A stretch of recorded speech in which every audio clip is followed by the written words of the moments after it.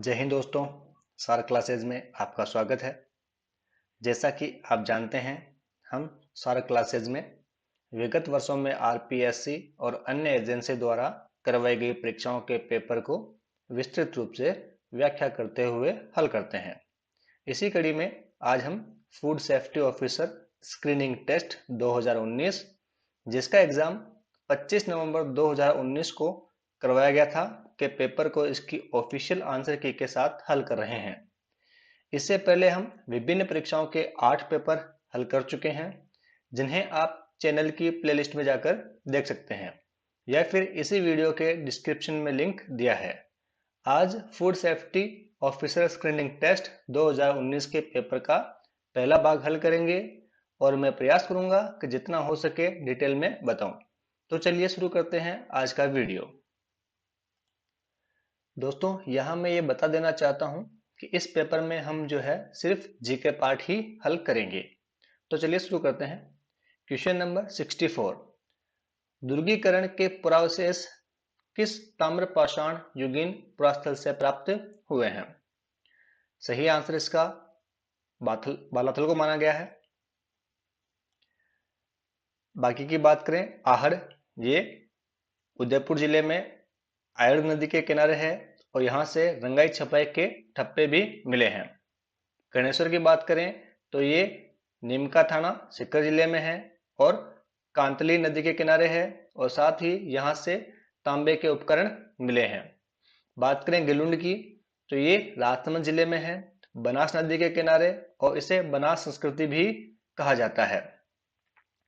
अगला प्रश्न, प्राचीनतम जुते हुए खेत के पुरातात्विक अवशेष किस सांस्कृतिक स्तर से प्राप्त हुए हैं? सही आंसर इसका आरपीएससी ने माना है प्राक हड़प्पा युगीन संस्कृति से। हड़प्पा युगीन संस्कृति के बारे में बात करें तो यहाँ से नरकबंद प्रस्तर के अवशेष मिले हैं, कर्मचारियों के आवास व मजदूरों के बैरक के भी अवशेष मिले हैं और हड़प्पा युगीन संस्कृति से ही गेहूं और जौ के अवशेष भी मिले हैं। अगला प्रश्न देखते हैं। क्वेश्चन नंबर 66, किस शासक ने बूंदी में तारागढ़ दुर्ग का निर्माण करवाया? बेरिसाल वरसिंह, सुभाष देव और राव नरपाल। सही आंसर है वरसिंह। ये यहाँ क्षत्र सिंह नाम के शासक थे जिन्होंने बूंदी को विजय करने का प्रयास किया, परंतु वो मारे गए थे। इनके पुत्र थे लाखा, ये भी बूंदी को नहीं जीत पाए थे, लेकिन इन्होंने अपनी प्रतिज्ञा पूरी करने के लिए एक मिट्टी का नकली दुर्ग बनवाया और इसे ध्वस्त कर अपनी प्रतिज्ञा पूरी की। परंतु इस नकली बूंदी दुर्ग की रक्षा करने के लिए भी कुंभाहाड़ा ने अपने प्राणों की बाजी लगा दी थी। अगला प्रश्न करते हैं। क्वेश्चन नंबर 67, युआन च्वांग द्वारा उल्लेखित पोलियेता लोग के रूप में किस स्थान की पहचान की गई है? युआन च्वांग, इन्हीं को ह्वेनसांग भी कहा जाता है। ऑप्शंस बेराट, भीनमाल, जालोर और पाली। सही आंसर इसका आरपीएससी ने बेराट को माना है। जालोर, यहाँ पे मानिक शाह का मकबरा है सुकड़ी नदी के किनारे। जो भीनमाल है ये महाकवि माघ से संबंधित है और पाली जो है मुछाला महावीर के मंदिर के लिए फेमस है। अगला प्रश्न देखते हैं। क्वेश्चन नंबर 68, एगमार्क अधिनियम 1937 किसके अंतर्गत आता है? उपभोक्ता मामले विभाग भारत सरकार, विपणन एवं निरीक्षण निदेशालय, कृषि एवं सहकारिता विभाग, विधिक माप विज्ञान विभाग। सही आंसर है ऑप्शन नंबर 2, विपणन एवं निरीक्षण निदेशालय। क्वेश्चन नंबर 69, राजस्थान के किस जिले में डडीकर शैल कला पुरास्थल स्थित है? अलवर, जयपुर, सीकर और बूंदी। सही आंसर है अलवर को माना है। जयपुर में बेराट पुरास्थल है, सीकर गणेश्वर सभ्यता है कांतली नदी के किनारे, और बूंदी में जो है गरड़दा स्थल है, शैल कला के लिए फेमस है, गुफा है वहां पर जिसमें कि प्राचीन चित्रों का भंडार मिला है। क्वेश्चन नंबर 70, राजपूतों की विदेशी उत्पत्ति का मत सर्वप्रथम किसके द्वारा प्रतिपादित किया गया? Colonel Tod, William Crooke, Vincent Smith, D R. Bhandarkar. यह मैं बता दूं आपको कि ये चारों ही जो इतिहासकार थे या लेखक थे, इन्होंने राजपूतों की विदेशी उत्पत्ति का मत दिया, लेकिन इनमें सबसे पहले कर्नल टॉड ने दिया था। अगला प्रश्न देखते हैं, क्वेश्चन नंबर 71, समर्थ दास चारण ने राजस्थान समाचार समाचार पत्र का प्रकाशन कब किया? इस क्वेश्चन को आरपीएससी ने डिलीट माना है, क्योंकि इन चारों ऑप्शन में इसका सही आंसर नहीं है। इसका सही आंसर था 1889। अगला प्रश्न, क्वेश्चन नंबर 72, शेखावाटी के किसानों को अपने अधिकारों के लिए संघर्ष करने हेतु भरतपुर के किस व्यक्ति ने प्रेरित किया था? यह प्रश्न पहले पूछा गया दोस्तों, रिपीट हुआ है। इसका सही आंसर माना है देशराज जी को। देशराज जी के अतिरिक्त इस आंदोलन में जो लोग थे, गोम सिंह, रामनारायण चौधरी, हरि ब्रह्मचारी, सरदार हरलाल सिंह, किशोरी देवी और उत्तमा देवी। जो उत्तमा देवी थी, ये देशराज जी की पत्नी थी।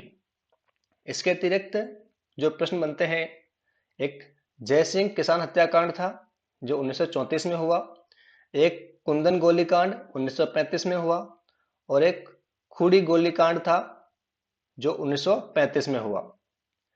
और शेखावाटी से संबंधित एक प्रश्न और बनता है, वो है सिक्कर दिवस का। तो 26 मई 1935 को पूरे देश में सिक्कर दिवस मनाया गया था। अगला प्रश्न देखते हैं, क्वेश्चन नंबर 73, जगत सिंह काव्य के रचयिता कौन थे? ऑप्शंस, रणछोड़ भट्ट, जगत सिंह, पंडित जीवाधर, रघुनाथ। सही आंसर माना है पंडित जीवाधर को। इन्होंने अमरसार की रचना भी की थी, और रणछोड़ भट्ट का एक बहुत ही प्रसिद्ध ग्रंथ है अमर काव्य वंशावली, इसकी रचना की थी इन्होंने। अगला प्रश्न देखते हैं, क्वेश्चन नंबर 74, एक ही आंदोलन का प्रमुख उद्देश्य क्या था? बिलों में व्याप्त बुराइयों को दूर करना, किसानों को भारी लगान और अन्यायपूर्ण बेगार से मुक्त करवाना, बिलों को साहूकारों के चुंगल से मुक्त करवाना, बिल राज्य की स्थापना करने के लिए बिलों एवं ग्रासियों का एक संगठन बनाना। इसका सही आंसर ऑप्शन नंबर 2 है, बिल किसानों को भारी लगान और अन्यायपूर्ण बेगार से मुक्त करवाना। एक के आंदोलन के जो नेतृत्व करवा थे वो मोतीलाल तेजावत थे। इन्होंने 1936 में वनवासी संघ की स्थापना की थी बिलों की सामाजिक स्थिति सुधारने के लिए। और इसी से संबंधित एक के आंदोलन से संबंधित ही एक प्रश्न और आता है निमड़ा हत्याकांड के बारे में, जो कि 1922 में हुआ था और उसमें 1200 आदिवासी मारे गए थे। अगला प्रश्न, 1903 एवं 1911 में आयोजित दिल्ली दरबार में राजस्थान के किस शासक ने भाग नहीं लिया था? ये बहुत इंपॉर्टेंट क्वेश्चन है दोस्तों, खासतौर से पटवारी और रीट के लिए। सही आंसर इसका है उदयपुर के महाराणा फतेह सिंह ने। अगला प्रश्न देखते हैं, क्वेश्चन नंबर 76, चुरू में सर्वहितकारिणी सभा की स्थापना कब एवं किसने की? 1907 में स्वामी गोपाल दास, 1909 में मग्गाराम वेद्य, 1912 में प्यारेलाल साधु, 1913 में विष्णुदत्त। सही आंसर इसका है ऑप्शन नंबर 1, 1907 में गोपाल दास और कन्हैयालाल ढूंढ ने मिलकर की थी। अगला प्रश्न देखते हैं, 77, भारत संघ में अधिमिलन पत्र पर हस्ताक्षर करने वाले राजस्थान के प्रथम शासक कौन थे? जोधपुर के राजा हनुमंत सिंह, धौलपुर के उदयभान सिंह, बीकानेर के सादुल सिंह प्रथम और किशनगढ़ के महाराजा सुमेर सिंह। सही आंसर है बीकानेर के सादुल सिंह प्रथम। इन्होंने 7 अगस्त 1947 को हस्ताक्षर कर दिए थे। इसके अलावा जोधपुर के हनुमंत सिंह ने 11 अगस्त 1947 को हस्ताक्षर किए और धौलपुर के उदयभान सिंह ने 14 अगस्त 1947 को हस्ताक्षर किए। अगला प्रश्न देखते हैं, क्वेश्चन नंबर 78, गोविंद गुरु के विषय में निम्न में से कौन सा कथन असत्य है? गोविंद गुरु बंजारा जाति के थे, ये सही है। गोविंद गुरु का जन्म 1858 में उदयपुर के पालपट्टा में हुआ था, यहां मिस्टेक है, इनका जन्म पालपट्टा में नहीं हुआ था, इनका जन्म हुआ था बांसिया ग्राम में। तीसरा ऑप्शन देखते हैं।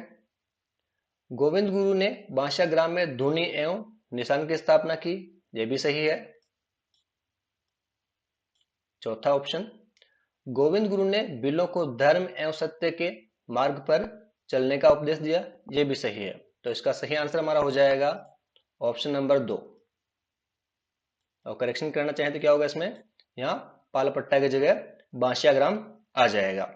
अगला प्रश्न देखते हैं।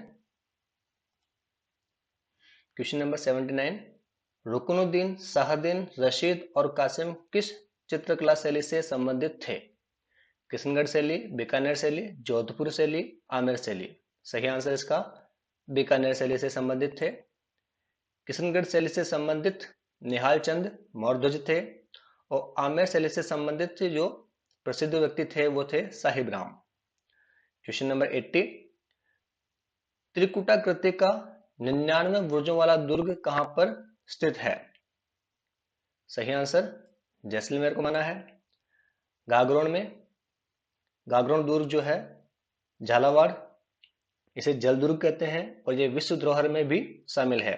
भटनेर में, हनुमानगढ़ में भटनेर दुर्ग है जिसे उत्तरी सीमा का प्रहरी कहा जाता है। और चित्तौड़ में चित्तौड़ का किला है, यहीं पर कीर्ति स्तंभ भी है। अगला प्रश्न देखते हैं।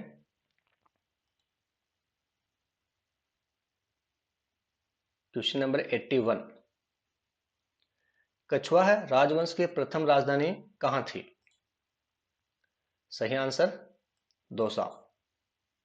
दुले राय ने 1137 में नरवर एमपी से आकर बड़गुजरों को हराकर दौसा पर कब्जा किया था। क्वेश्चन नंबर 82, स्वतंत्रता प्राप्ति के समय राजस्थान में क्षेत्रफल की दृष्टि से सबसे बड़ी रियासत कौन सी थी? देखिए, सबसे बड़ी रियासत पूछा है और किस चीज से? क्षेत्रफल की दृष्टि से। तो सही आंसर हो जाएगा मारवाड़। और मेवाड़ सबसे पुरानी रियासत थी जो कि 1565 में स्थापित हुई थी। सबसे नवीन रियासत झालावाड़ थी, 1838 में स्थापित। और इसी प्रश्न से सबसे बड़ी पूछा है तो सबसे छोटी पूछ लेवे तो शाहपुरा। और जो टोंक थी ये एकमात्र मुस्लिम रियासत थी। अगला प्रश्न देखते हैं। स्वामी दयानंद द्वारा किस वर्ष में उदयपुर में एक सामाजिक संस्था परोपकारिणी सभा की स्थापना की गई? सही आंसर है 1883, 1883। क्वेश्चन नंबर 84, किस लोक देवता की पत्नी सती नहीं हुई? हड़बू जी, गोगा जी, तेजा जी, पाबू जी। सही आंसर इसका दिया है हड़बू जी। गोगा जी की पत्नी का नाम केलम था, तेजा जी की पत्नी का नाम पेमल और पाबू जी की पत्नी का नाम फुलमदे। हड़बू जी की पत्नी का नाम आपको पता चले तो कमेंट बॉक्स में जरूर बताइएगा। क्वेश्चन नंबर 85, चित्तौड़गढ़ का कुंभ स्वामी मंदिर किस देवता को समर्पित है? सही आंसर इसका विष्णु को। क्वेश्चन नंबर 86, मेवाड़ी भाषा में योग सूत्र, भगवत गीता एवं सांख्यिकी कारिका ग्रंथों की रचना किसने की? चतुर सिंह, पृथ्वीराज राठौड़, दुर्सा आढ़ा और शिवदास। सही आंसर इसका है चतुर सिंह ने की थी। पृथ्वीराज राठौड़ की जो है एक रचना है वैदिक कृष्ण रुक्मणी, बहुत फेमस है। और साथ ही इनकी एक दूसरी रचना है गंगा लहरी, वो भी बहुत फेमस है। दुर्सा आढ़ा की रचना है विरुद्ध छहतरी, काफी फेमस है। अगला प्रश्न देखते हैं। क्वेश्चन नंबर 87, मौर्य युगीन बौद्ध स्तूप के पुरावशेष कहां से प्राप्त हुए हैं? दौसा, भानगढ़, बेराट और सांभर। सही आंसर है बेराट, जो कि जयपुर में है, वहां से प्राप्त हुए हैं। अशोक के 2 शिलालेख मिले हैं जिनमें से एक पर बौद्ध त्रिरत्नों का उल्लेख मिलता है। क्वेश्चन नंबर 88, निम्बार्क संप्रदाय की प्रमुख पीठ कहां है? सही आंसर है सलेमाबाद में।